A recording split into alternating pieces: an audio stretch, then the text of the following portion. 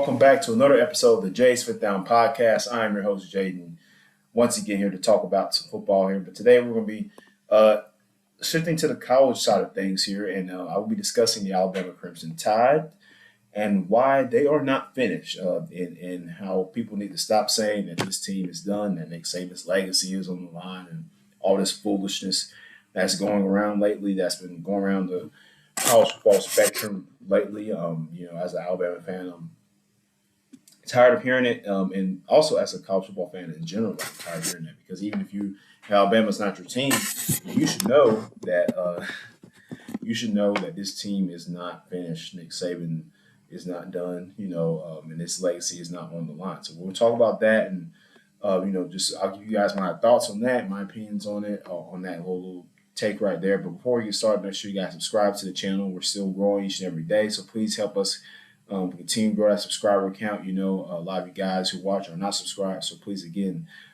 click that button there in the video and click that subscribe link.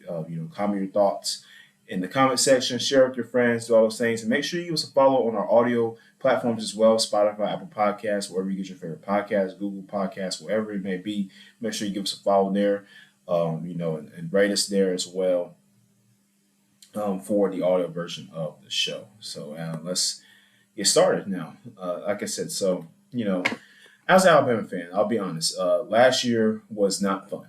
We went 11-2, and if you count the Sugar Bowl, we went 11-2. Not the best year for Alabama standards. This is a program that normally is dominant, and they destroy the opposition, and there is just a high standard of football that has to be played. And I didn't see that out of this team in 2022. The defense was atrocious at times. Miscommunications, guys getting open, things like that. Just I saw a lot of things that I was not happy about as a fan.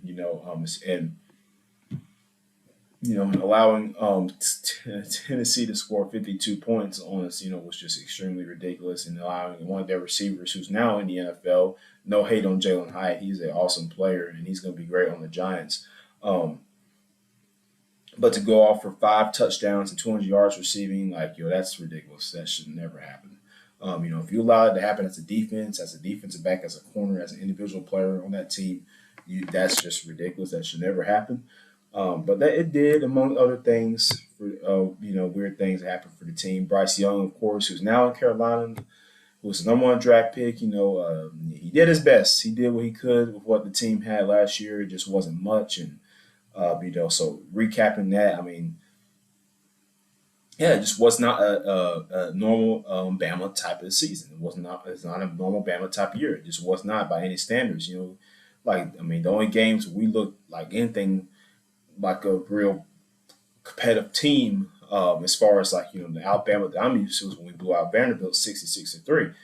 Now, of course, again, that's Vanderbilt. We all know that, but I'm just saying, that was one of the few games in 2022 where I saw Alabama play like Alabama.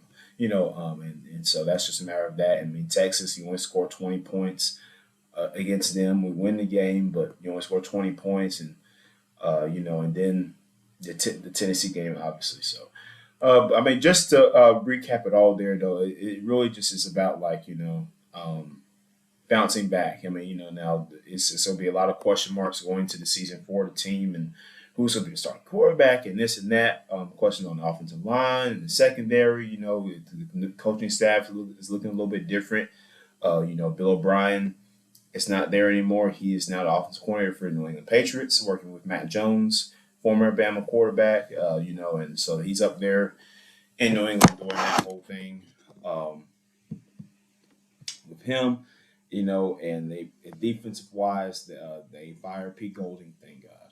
They fired Pete Golding, and so he brought in his replacement, and then and Tommy Rees, replacing Bill Bryant's offensive coordinator. So it's I really like the moves for Bama as far as coaching, because they need to happen. They need to change some things up along there, and I'm glad that Nick Saban, made the necessary decisions on his staff that he had to make.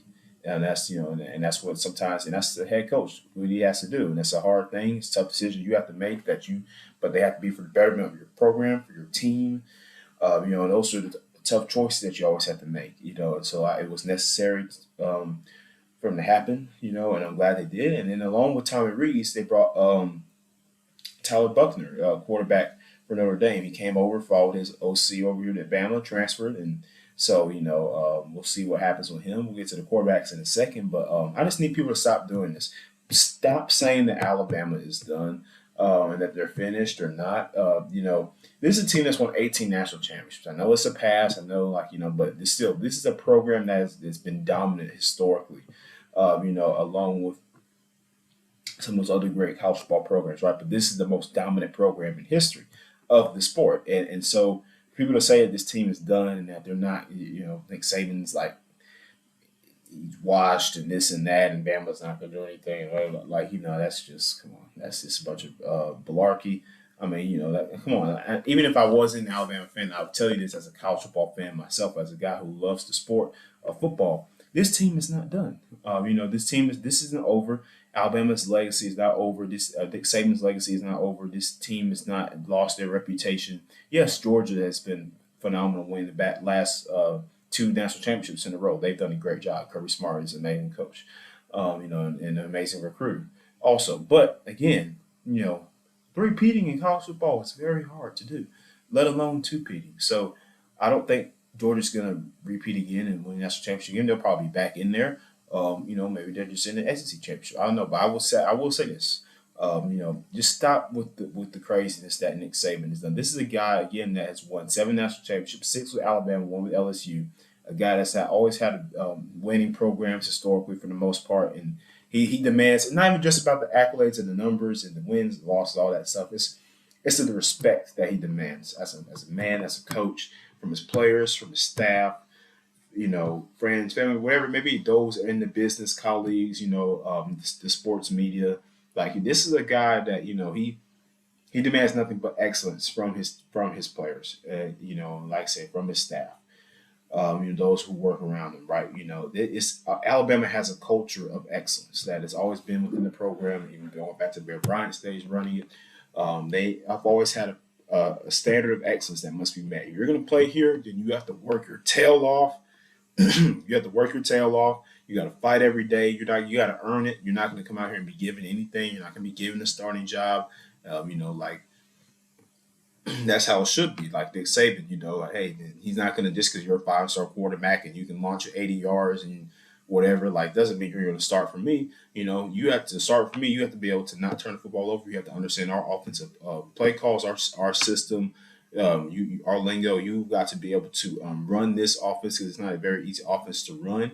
You've got to be able to command the team and command their respect as the leader, as the face of the team. That's all the things that you have to do. Mention and other things as well that I didn't even name, but that's the core part of it. I mean, that's really any football team, right? But mainly Alabama, so it's like, I'm not going to just put anybody there. That's why he has not named the starting quarterback yet, because this is an open competition between these 3 guys to see who is going to step up, who's going to not turn the football over, who's not going to make errant passes, bad decisions, when you need them the most, who's going to lead the team down for a game-winning field goal, game-winning touchdown drive, right? If need be. So it's those type of things you have to factor in as a coach. And especially playing for a program like that, you can only imagine, again, like I said, yeah, just the name that you're being held to, like when you walk in that locker room and you see, all these guys on the wall, you see the words, on the top of the ceiling there, on the, about excellence and just being, just setting that standard, right? Just competition, effort, giving perfect effort each and every day.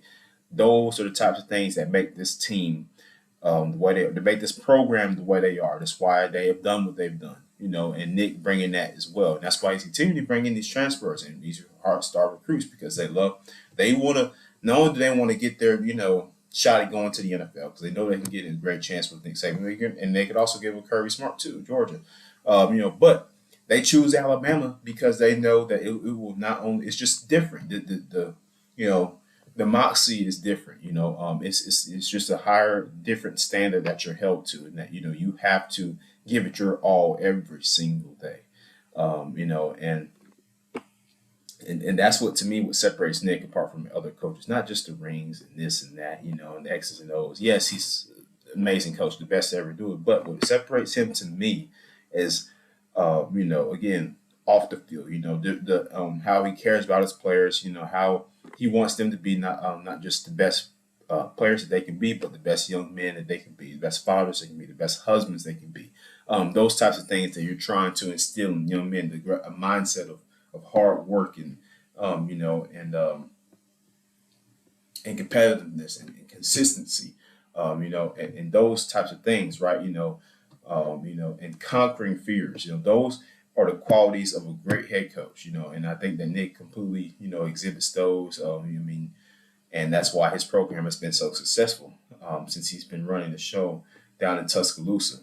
So I just wanted to put that tip in there for you guys. I know a lot of people, Paul Feinbaum specifically, mentioning, how his legacy might be on the line if they don't do anything this season. To me, it doesn't matter. Like, Nick Saban has proven enough, like, to the point where you cannot say this guy is not the best coach ever, and that his legacy is not. You can't say his legacy is on the line if Alabama misses the playoffs, if they go and they lose, wherever however the scenario plays out. You cannot sit here and say that his legacy is on the line, that his name, his reputation as the best to ever do it, coaching this game on the collegiate level, has been tarnished. You can't say that. You can't say that, because, again, look at the accolades, but not just that. Look at all these guys that have gone to the league. Even those that didn't make it in the league, they always speak highly of Saban and in their time at Alabama. Just him pushing them to be the best that they can be. Just, again, the competition that and just giving that perfect effort, right? Being held to that high standard. And that's what it's about. So moving on back to a football side of things, like I said, there's a lot of a few open positions to watch out for us. Like I said, one of them being cornerback, opposite of Kool-Aid McKinstry. It's up for grabs right now between Terrion Arnold and yes, up for Terrion Arnold. I forgot other guy's name, but I know his name. But like I said, yeah, I think Arnold's going to win that spot. Because Eli Ricks departed, the team. So that happened. It's a shame. He left. So we'll see what happens with that. Also, like I said, left tackle Elijah Pritchett. He was doing good in the spring game. And chances are he'll be starting this year, but that could change. We don't know yet. So I think the offensive line is a huge part. For this team, they have to be on point, especially with the new quarterback back there. Still. So I think pass protection is going to be huge for this team, because they struggled a little bit with that department last year, with Bryce Young. So I'm hoping that this new group of offensive linemen that they have starting here in 2023 will be able to, hold their own. So we'll see what happens there. And again, of course, everybody's been wondering about the quarterback position. Who's Alabama going to start? Is it going to be Jalen Milroe? Is it going to be Ty Simpson? Is it going to be Tyler Buckner?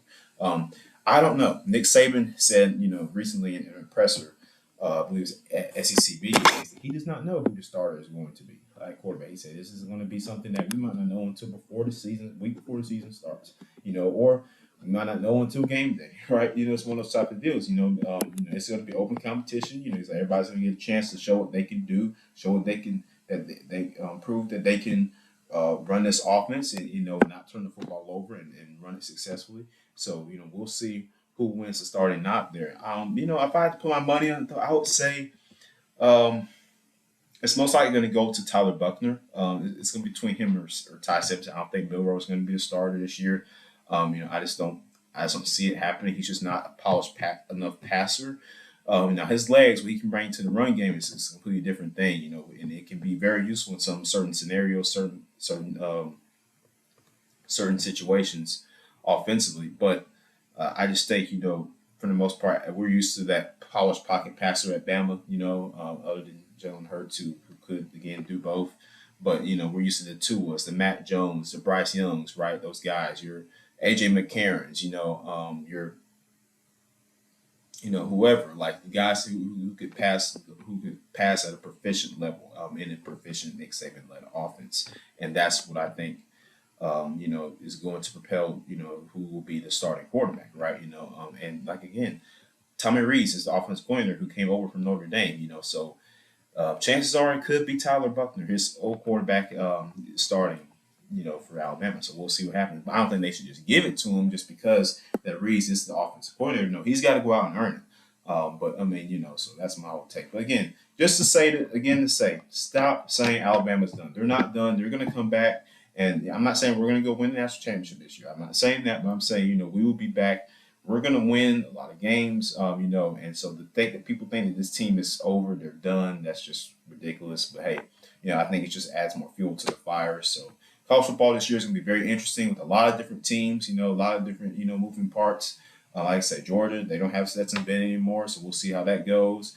They play like a high school schedule, so, it don't probably won't matter. But, in Tennessee, I mean, Joe Milton, the starter. So that's going to be interesting. They got a couple new starters, defense with offense. I'm interested to see how they do in the SEC, right? So it's going to be very different around the, around NCAA this year. So it's going to be a great football season. I can't wait for it. Saturdays are back. We'll be back soon, rather, with college football. So just counting down until then.